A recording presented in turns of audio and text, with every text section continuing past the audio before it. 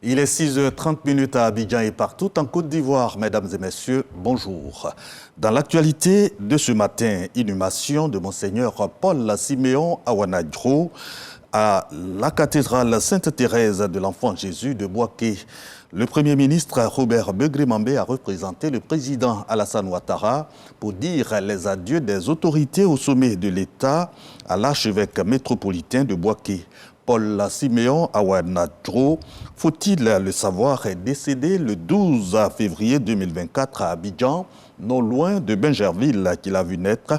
L'homme de Dieu de 71 ans a mené plus de 40 ans de vie sacerdotale, dont 23 à l'épiscopat. De retour à Abidjan, focus sur les affectations des fonctionnaires et agents de l'État. Partage de ces critères d'affectation à la conférence annuelle de programmation des effectifs. Cet exercice est le troisième du genre dans la logique d'une administration moderne, efficace, dynamique et performante. La conférence a mobilisé les directeurs des ressources humaines des différents ministères pendant 4 jours. Grâce Kando. L'effectif global des besoins en recrutement nouveau au sein de l'administration publique pour les 3 prochaines années est estimé à plus de 110 000 fonctionnaires. C'est ce qui ressort de la conférence de programmation des effectifs 2024. L'exercice consiste à évaluer les différents besoins en personnel des départements ministériels en termes de postes budgétaires. Cela en harmonie avec le budget programme. La conférence de programmation des effectifs de 2023 a permis d'absorber la plupart des admis de 2019, 2020 et 2021. C'est presque 98% de l'ensemble des admis qui ont été absorbés. Mais néanmoins, quand on prend le chiffre de façon absolue, c'est autour de 900 encore à absorber. Il faudrait qu'il y ait une relation entre la formation et l'emploi. Donc le personnel qu'on met à notre disposition, il faudrait que ce personnel réponde aux besoins réels de notre dispositif. Depuis l'instauration de cette politique de conférence de programmation, la façon publique en tout cas fait un effort pour mettre à notre disposition le personnel dont on a besoin. La mise à disposition des fonctionnaires dans les ministères obéit à des procédures. C'est au vu de ces données qui sont recueillies au cours de la conférence de programmation qu'il y a la conférence ministérielle pour faire les arbitrages en rapport évidemment avec les capacités financières de l'État. Et au sortir de cette conférence, il y aura ce qu'on appelle le catalogue des mesures nouvelles et qui va nous permettre donc d'avoir le cadrage des postes budgétaires pour l'année 2025 pour l'organisation des concours administratifs de recrutement.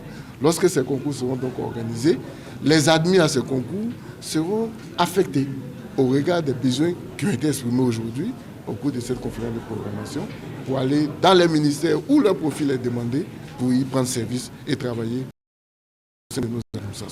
La conférence de programmation qui a donc réuni 3 jours durant les directeurs des ressources humaines des ministères vise une meilleure planification des personnels administratifs. Le ministre de la fonction publique joue le rôle de régulateur de manière à ce que les administrations soient confortables avec des profils qui conviennent à leurs ambitions en vue de faire de notre administration une administration performante, efficace, qui répondent aux besoins de nos populations. Notre système de recrutement sera de plus en plus rigoureux parce qu'il est assis sur des principes de bonne gouvernance. Il dépend des besoins des administrations et de notre approche de maîtrise de la masse salariale. À l'issue des travaux, une motion de soutien a été adressée au gouvernement pour les mesures prises en faveur des fonctionnaires et agents de l'État. Direction à présent New York aux États-Unis pour mettre en lumière les femmes de la diaspora. Et oui, nous sommes en mars, mois consacré à la femme à la faveur de la Journée internationale des droits de la femme. La ministre de la Femme, de la Famille et de l'Enfant a célébré cette journée avec les femmes de la diaspora ivoirienne, des femmes qui militent pour la candidature du président Alassane Ouattara en 2025. Ame Sissoko, envoyé spécial à New York. Commémoration de la Journée internationale des femmes.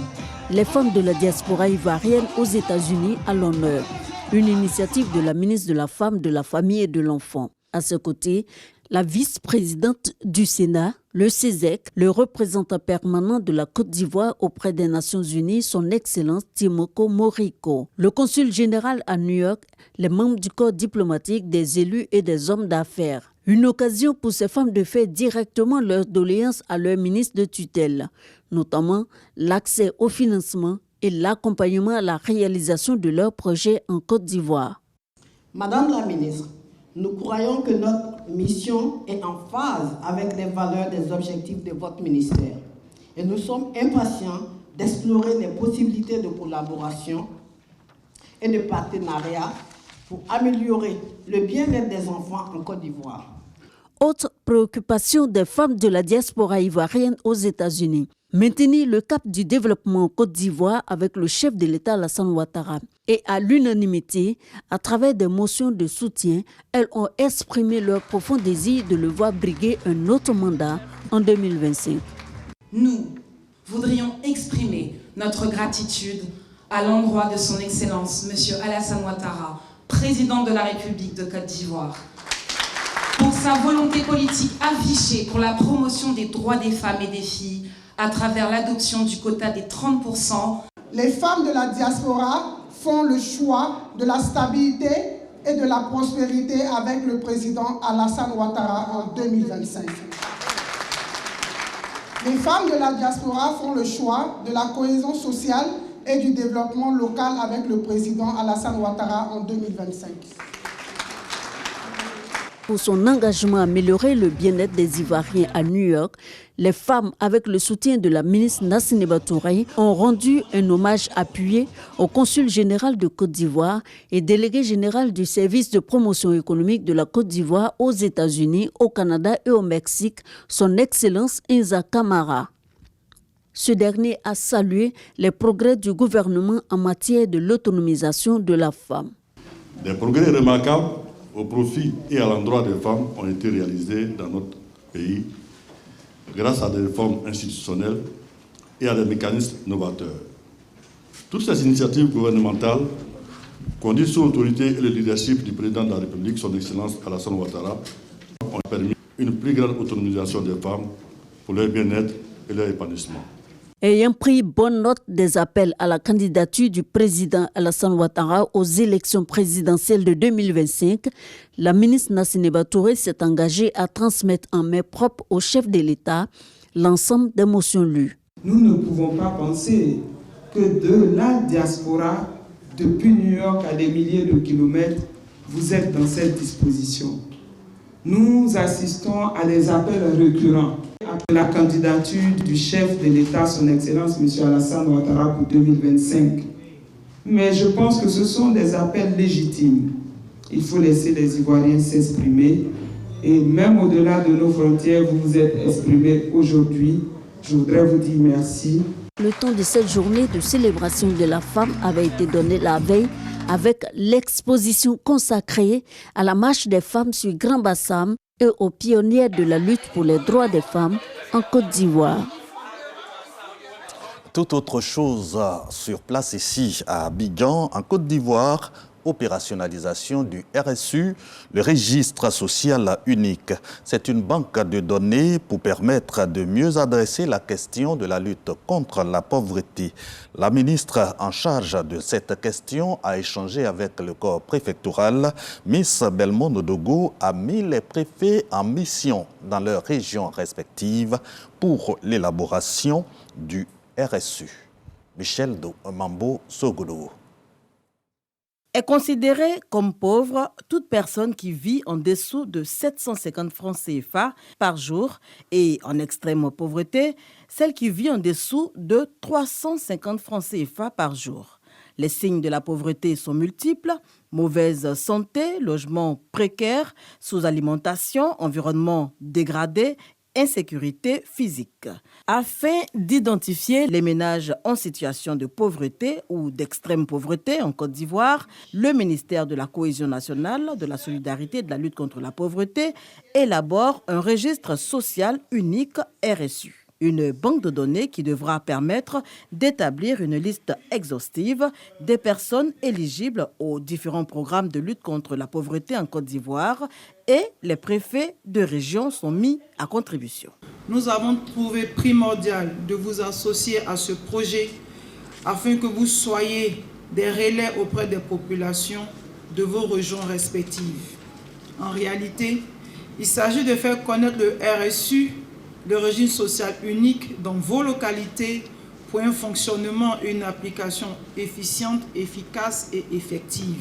Plusieurs services sociaux seront mis sur pied au profit des bénéficiaires, entre autres les transferts monétaires et en nature et l'assurance maladie universelle. Il existe au travers de ce régime social unique un enjeu de transparence, de confiance dans le ciblage des programmes sociaux, un enjeu de suivi dans la progression des bénéficiaires et surtout un enjeu de coordination et de complémentarité. Le registre social unique, RSU, va apporter sur des programmes en matière de protection sociale, de santé, d'éducation et de solidarité. Du côté de l'AGFOP, l'Agence nationale de formation professionnelle, dévoilement de la vision de la nouvelle direction et de la feuille de route 2024. Tout concours a positionné l'AGFOP comme la référence en matière d'ingénierie dans l'écosystème ivoirien de la formation professionnelle. Serge Pacom Didi et Jean-Marc Diagui, reportage. La nouvelle direction de l'Agence nationale de la formation professionnelle, AGFOP, présente sa vision managériale et sa feuille de route pour l'année 2024. Une vision pour repositionner l'AGFOP comme acteur de référence de l'écosystème de la formation professionnelle en Côte d'Ivoire. Cela en vue d'impulser une dynamique au sein de la structure. Au regard des constats qui ont été faits et de la dynamique que nous voulons impulser au sein de l'AGFOP, nous avons conçu, mes collaborateurs et moi, une feuille de route dénommée AGFOP 2024, qui est arrimée à la vision du président de la République, au plan national de développement 2021-2025, ainsi qu'aux 2 programmes phares du ministère de l'enseignement technique, de la formation professionnelle et de l'apprentissage, notre ministère de tutelle, à savoir l'Académie des talents et l'école de la deuxième chance, qui, j'en suis sûre, ne sont plus à présenter. L'ambition de cette feuille de route est d'assurer une meilleure adéquation de l'offre de formation avec les besoins de l'économie nationale. Le renforcement des ressources de l'AGFOP, l'amélioration de la notoriété de la structure, le développement de l'ingénierie sont les 3 grands axes de cette feuille 2024. Au titre du premier axe stratégique, c'est-à-dire l'amélioration de la notoriété de l'AGFOP, 2 actions prioritaires sont définies. La première action prioritaire concerne le rebranding et l'attractivité de l'AGFOP. La seconde action prioritaire pour cet axe consiste au renforcement du maillage territorial et au développement de partenariats pour se rapprocher des populations.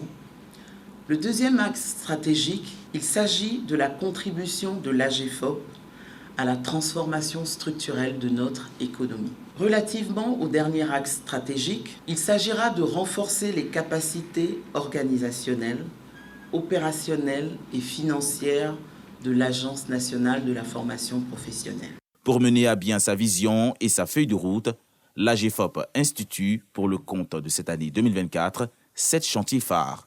Au nombre de ces chantiers, l'organisation de rencontres et de consultations des populations dans des grandes villes du pays, la tenue d'un forum national des métiers et des connaissances, et enfin, la journée nationale de la formation professionnelle. Abordons pour boucler l'actualité nationale cette question qui met à rude épreuve le journalisme et donc le journaliste, le traitement de l'information à l'ère des réseaux sociaux. Notre confrère Kolo Koulibaly, journaliste présentateur, ici même à RTI 1, examine la question et fait des propositions. Des propositions dans la thèse de doctorat que notre confrère a soutenue samedi dernier pour faire de lui docteur en communication. Les précisions de Dengi Dengi. C'est avec clarté, précision et concision dignes d'un travail journalistique qu'il a présenté les grandes articulations de sa thèse sur le thème « Traitement et diffusion de l'information à l'ère des médias sociaux en Côte d'Ivoire ». Mais il en faudra davantage pour dissuader les membres du jury d'aller chercher le diable qui, dit-on, se cache dans les détails. Débute alors une rafale de questions ou d'observations sur l'impétrant qui se défend tant bien que mal. Mais les critiques des membres du jury ne suffiront pas à ruiner la qualité du travail de l'impétrant ni à l'ébranler. Kolo Coulibaly s'en sort avec la mention très honorable, avec les félicitations des membres du jury. D'abord, sentiment de reconnaissance. Je dois être reconnaissant à l'ensemble de la communauté scientifique, surtout de tous ceux qui ont apporté quelque chose à ce travail. Je pense peut-être aussi à ces années de recherche. Aujourd'hui, c'est peut-être un aboutissement, mais c'est surtout un commencement. Entré à la RTI par Radio Côte d'Ivoire en 2012, il devient quelques années plus tard l'un des présentateurs du journal de 20h de RTI 1. Kolo Coulibaly fait désormais partie de la grande famille des docteurs, de quoi susciter des vocations dans sa corporation et même au-delà. Voilà Kolo Coulibaly, présentateur à RTI 1, désormais docteur en communication. Hors de nos frontières en Russie, au moins 60 morts dans une attaque revendiquée par le groupe État islamique près de Moscou. Élection présidentielle au Sénégal. Les populations convoquées aux urnes demain dimanche 24 mars 2024. La société civile de son côté déploie 1000 observateurs sur le territoire sénégalais pour le scrutin présidentiel. C'est tout pour aujourd'hui. L'actualité revient à 10h. Très bonne journée sur RTI 1.